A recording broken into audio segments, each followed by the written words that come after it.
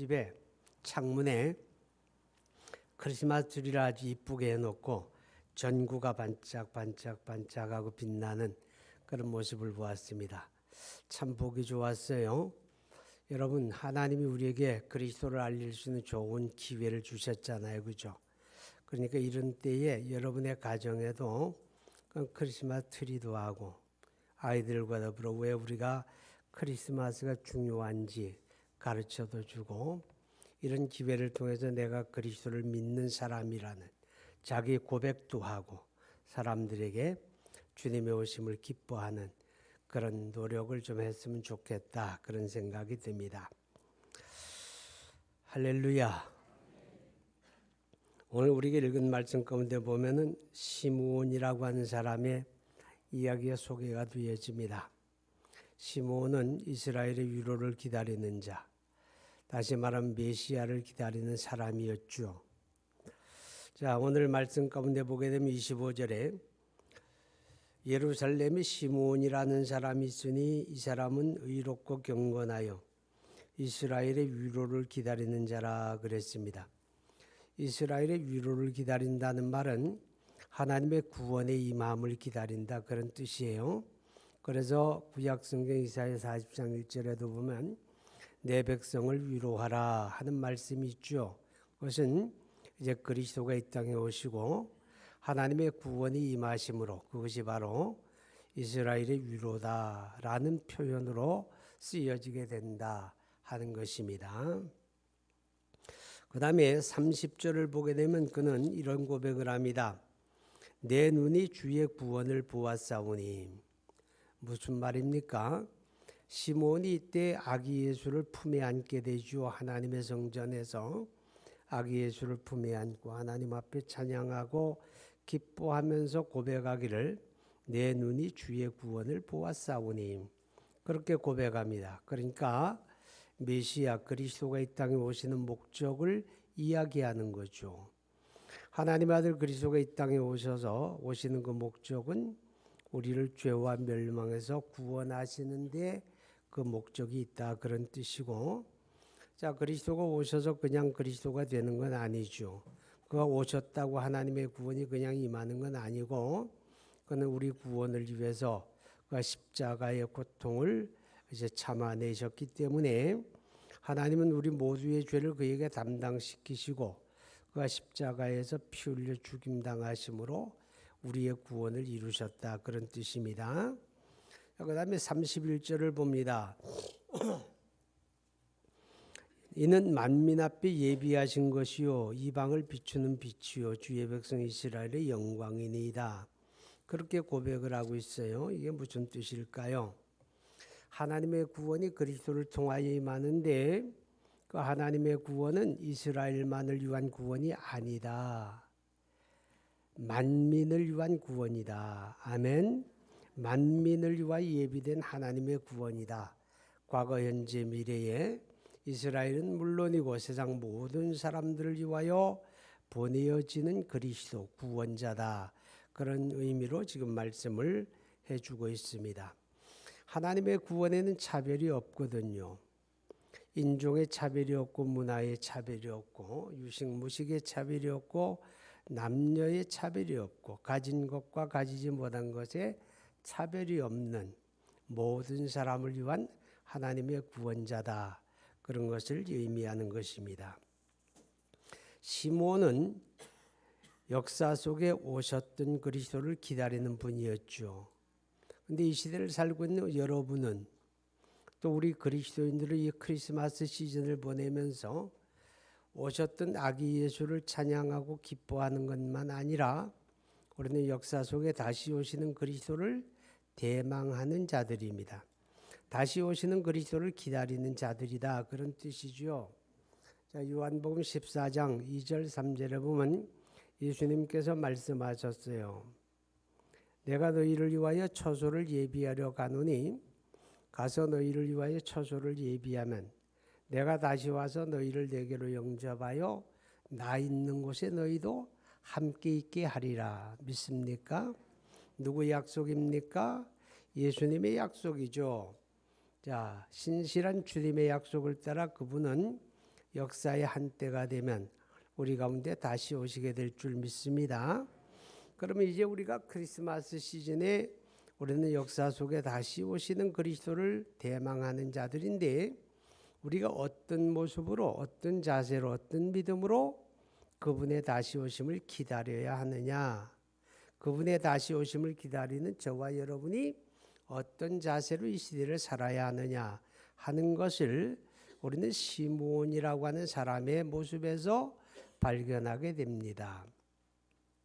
25절에 보게 되면 예루살렘에 시므온이라는 사람이 있으니 이 사람은 어떤 사람? 의롭고 경건하여 그랬습니다. 시므온은 의롭고 경건하여 그리스도의 오심을 기다리는 사람이었다. 그렇게 성경이 우리에게 깨닫게 합니다.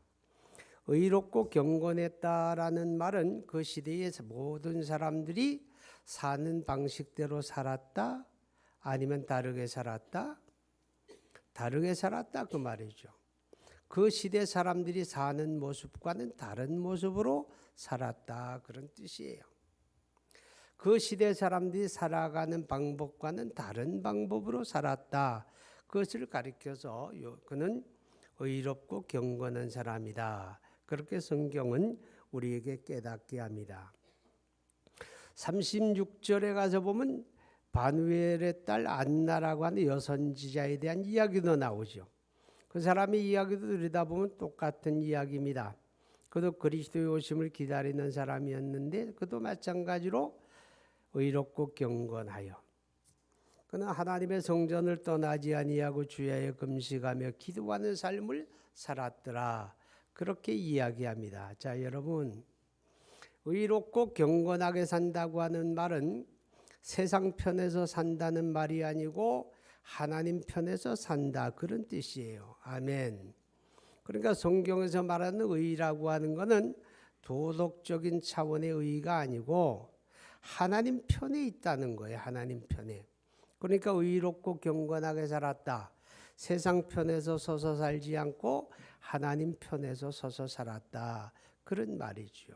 자, 여러분, 이 하나님 편에 서서 사는 것에 대해서 예수님은 뭐라고 말씀을 했는가 하면 너희가 좁은 문으로 들어가기를 힘쓰라. 문이 좁고 길이 협착하여 그 길을 찾는 자들이 많지 아니하다. 그런 말씀을 했죠. 여러분, 그 좁은 길로 간다는 게 무슨 뜻이에요? 하나님 편에서 산다 그 말이죠. 하나님 편에서 살아가는 것이 중요한 시대다. 그렇게 성경이 우리에게 이야기하고 있습니다. 야고보서 1장에 보게 되면 27절에 하나님 앞에 참되고 더러움이 없는 경건은 고아와 과부를 그 환난 가운데 돌아보고 또 자기를 지켜 새 속에 물들지 아니하는 이것이다 그랬거든요. 그 내용을 들여다보면 그게 뭐예요? 그게 의롭고 경건하게 산다는 거예요. 세상 편에서 살아가면서 그거 아니다 그 말이죠. 여러분 지금 어떻게 살고 있습니까? 주님을 다 부르고 신앙을 고백하는데 여러분의 삶이 누구 편에 있습니까? 나는 하나님 편에 있다고 생각합니까? 내가 세상의 가치와 세상의 풍조를 따라 살면서 내가 하나님 편에 있다고 착각하면 안 돼요. 하나님 편에 살아가는 사람은 이 세상 속에 살지만 세상의 가치, 세상의 풍조를 따라 사는 게 아니에요. 그게 좁은 길을 가는 겁니다. 오늘 시므온이라고 하는 사람은 그런 자세로 살면서 주의 오심을 기다렸다. 그렇게 성경이 말하고 있습니다. 우리는 지금 말세를 살고 있습니다. 베드로후서 3장 11절 이하에 보게 되면 말세에 나타날 하나님의 심판을 경고하면서 그러므로 우리가 어떤 사람이 되어야 마땅하냐? 거룩한 행실과 경건함으로 주의 날이 임하기를 바라보고 간절히 사모하라. 간절히 사모하고 바라보라 그러죠. 그죠? 거룩한 행실과 경건함으로 무슨 뜻입니까? 하나님 편에서 살아야 한다는 거예요. 좁은 길로 가기를 힘써야 한다 그 말이죠. 뭐 나라고 특별할 게 있나? 세상 사람이 다 그렇게 믿는데 다른 사람들도 다 믿으면서 그렇게 사는데 그냥 저냥 그렇게 묻어가는 거지. 나라고 특별할 게 있나? 이렇게 생각하지 마라 그 말이에요. 입으로 주여 주여 하는 사람은 많지만 하나님 편에 사는 사람은 많지 않아요. 주의 신앙을 고백하는 사람 많지만 좁은 길을 가는 사람은 많지가 않아요. 여러분, 역사 속에 다시 오실 주님을 믿습니까? 그분을 대망합니까? 그렇다면 우리는 시므온처럼 의롭고 경건한 삶을 살아야 합니다. 하나님 편에서 살기 바랍니다. 좁은 길을 갈 수 있기를 바랍니다. 자, 그 다음에 두 번째 내용 25절부터 보면은 예루살렘에 시므온이라고 하는 사람이 있으니 이 사람은 의롭고 경건하여 이스라엘의 위로를 기다리는 자라. 성령이 그 위에 계시더라. 성령이 26절 그가 주의 그리스도 보기 전에는 죽지 아니하리라 하는 성령의 지시함을 받았더니 27절 성령의 감동으로 성전에 들어가매 마침 부모가 율법의 관례를 행하고자 하여 그 아기 예수를 데리고 오는지라. 25절, 26절, 27절 다 같은 이야기예요. 시므온은 어떤 사람이었느냐? 성령의 인도받는 사람. 아멘. 성령으로 충만한 사람, 성령의 지배받는 사람이었다. 그런 뜻입니다. 여러분, 의롭고 경건하게 살아갈 수 있는 능력이 여러분에게 있습니까? 의롭고 경건하게 살아갈 능력이 여러분에게도 없고 저에게도 없어요. 우리 다 그렇게 느끼지 않습니까? 우리가 의지가 박약해서 우리가 결심한 거 지키지 못하는 거 아니에요? 아까 기도하시는 장로님이 그런 기도했잖아요. 작년 송구영신 예배 때 우리가 결심하고 다짐했는데 그랬습니다. 결심하고 다짐한다고 다 지켜집니까? 아니죠. 바르게 살기를, 의롭게 살기를, 경건하게 살기를 다짐해야지요. 좁은 길을 걷겠다고 결단해야지요. 그런데 그 길을 향할 수 있는 능력이 여러분에게도 없고 저에게도 없습니다. 그럼 할 수 없는 거 하라고 하는 걸까요? 아니지요. 오늘 시므온이라고 하는 사람이 의롭고 경건하게 살 수 있었던 이유가 한 가지밖에 없어요. 하나님의 성령에 붙들린 거예요. 아멘. 성령에 충만했던 거예요. 성령의 인도함을 받으니 그렇게 사는 거예요. 여러분 기억하시기 바랍니다. 성도의 성도됨이라고 하는 게 뭘까? 하나님의 교회를 섬기는 직분은 소중하고 중요하지만 그 직분이 성도됨을 담보하는 거 아닙니다.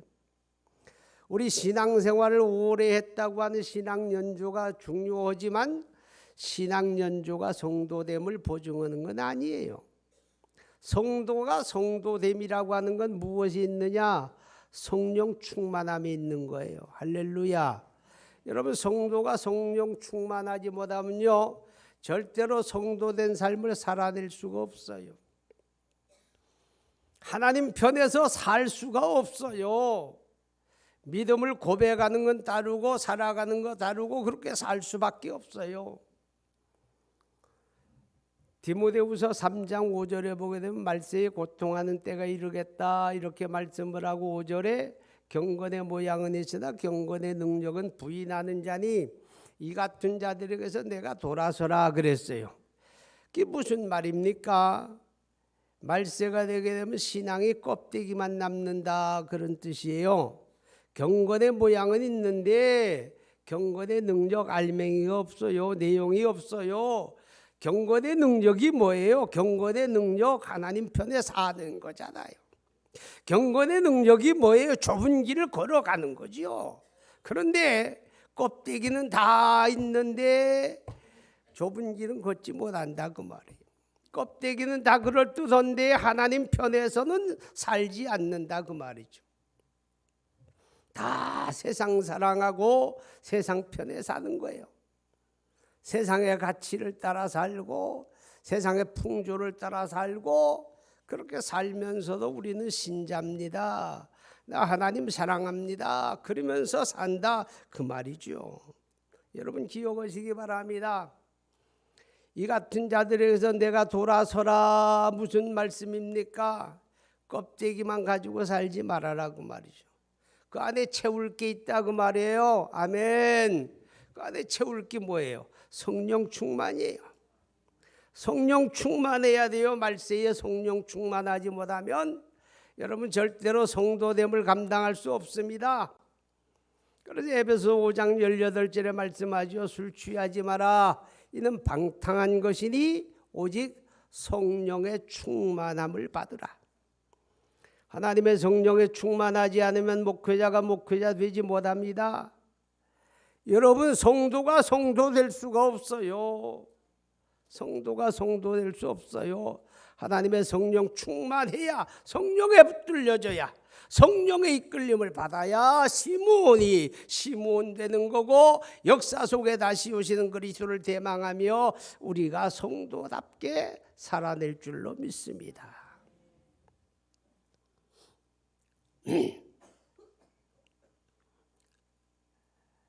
가끔 텔레비전 설교를 들어봐요.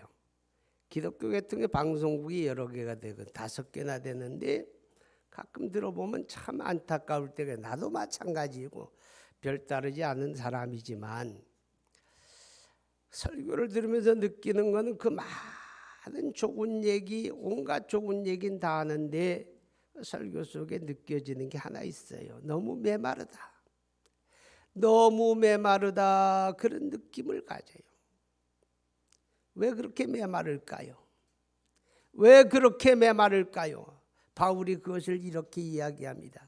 내 말과 내 전도함이 사람의 지혜에 권하는 말로 하지 아니하고 오직 성령의 나타남과 그 능력으로 하여 너희 믿음이 사람의 지혜에 있지 아니하고 하나님의 능력에 있게 하려 하노라 그러지요.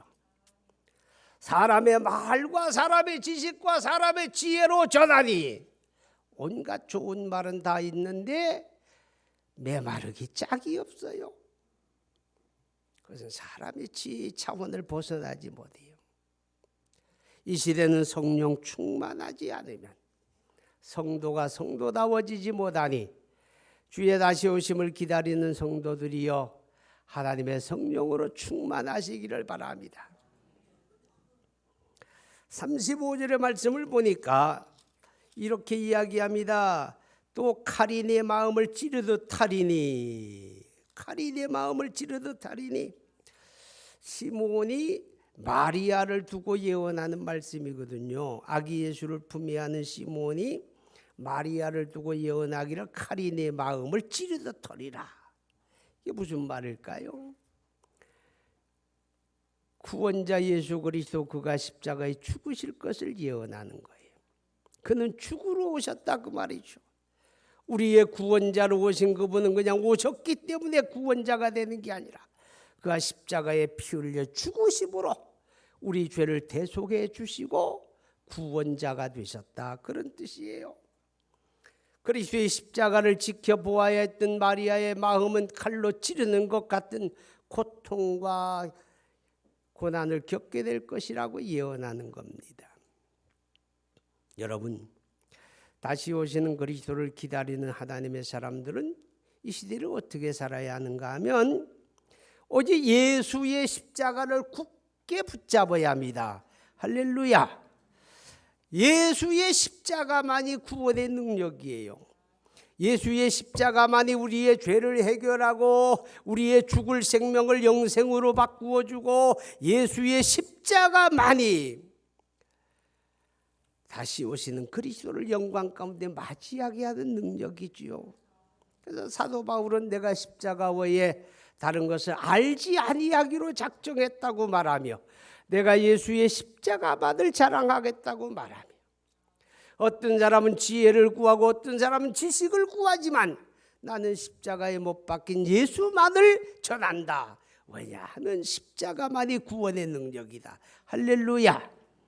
말세를 살아가는 여러분이요, 눈에 보여지는 것이 대단한 것 같아도 그것이 우리 능력이 아닙니다. 그건 가짜예요.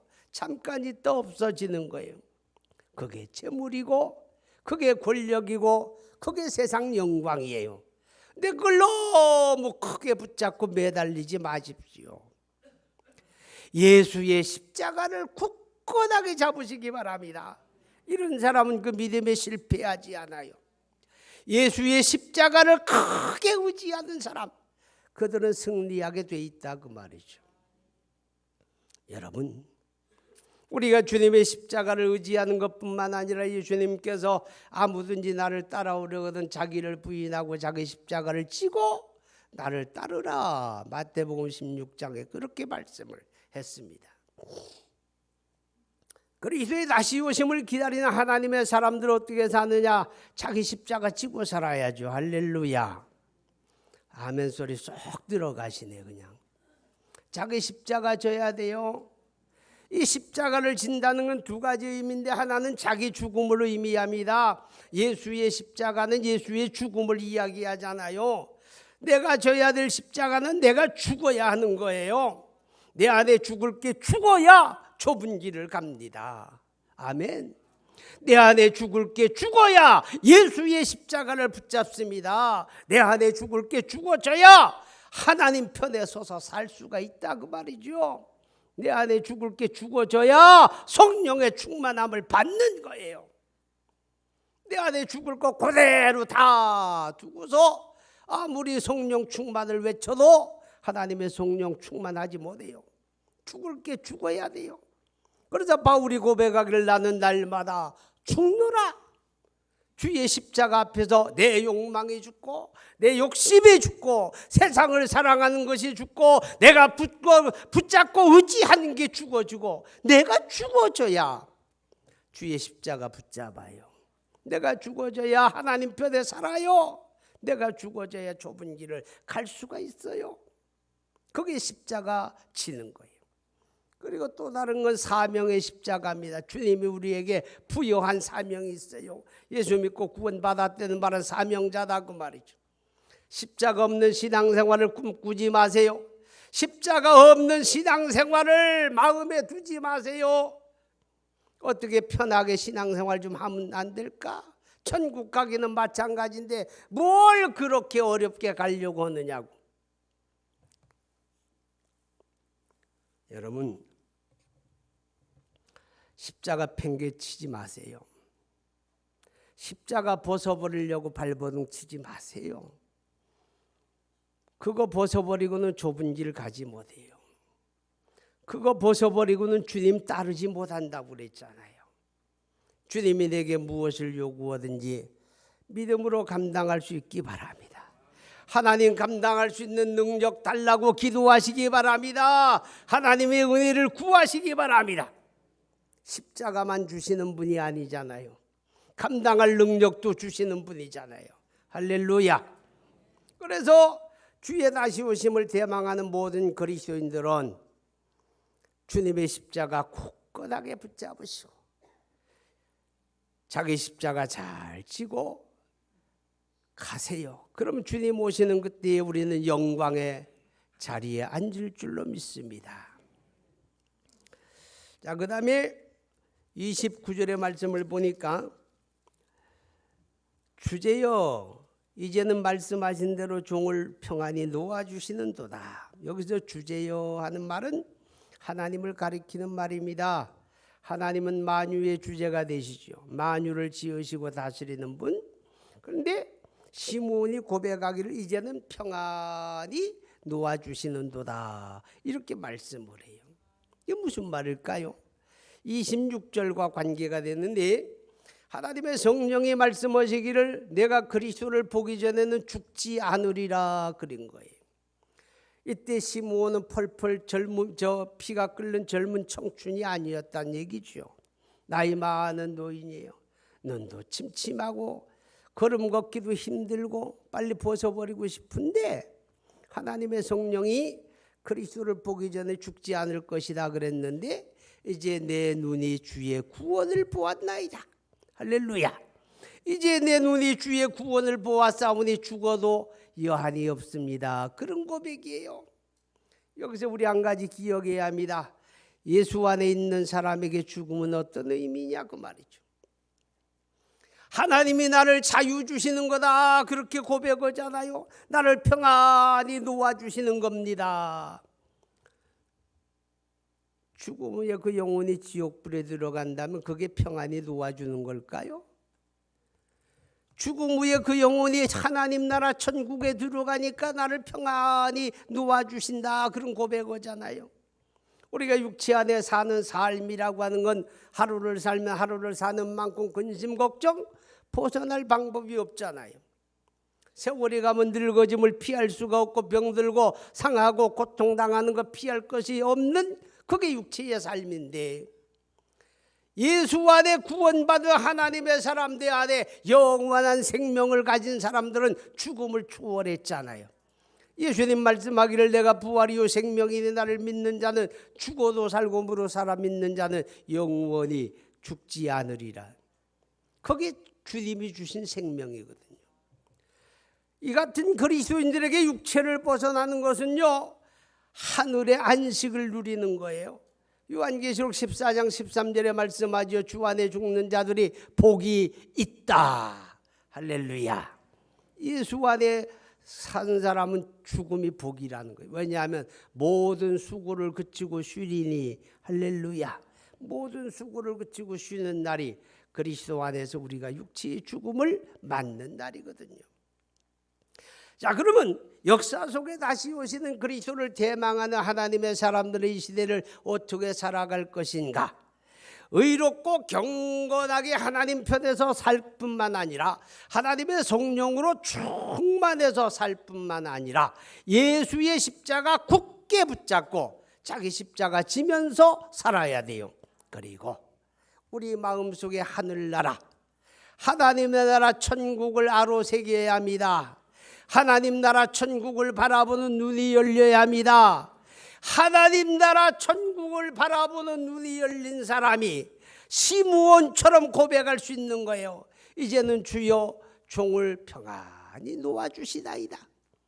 이 고백을 할 수 있기 바랍니다. 이 땅에 살아도요, 천국 바라보는 눈이 열리지 않은 사람은 세상의 것을 사랑하는 마음 때문에 그 마음이 늘 무거운 짐을 지고 있는 거예요. 경건하고 의로운 삶을 살아갈 수가 없어요. 성령 충만한 삶이 그에게는 아무 의미가 없어요. 하나님의 성령으로 충만할 때, 그래서 우리가 하나님 나라 천국을 소망하는 눈이 열릴 때 우리는 이 땅에 사는 삶에서 십자가 지고 살게 됩니다. 십자가 붙들고 살게 됩니다. 이 같은 삶으로 역사 속에 다시 오시는 주님을 영광 중에 맞이하는 여러분 되시기를 축복합니다. 기도합니다.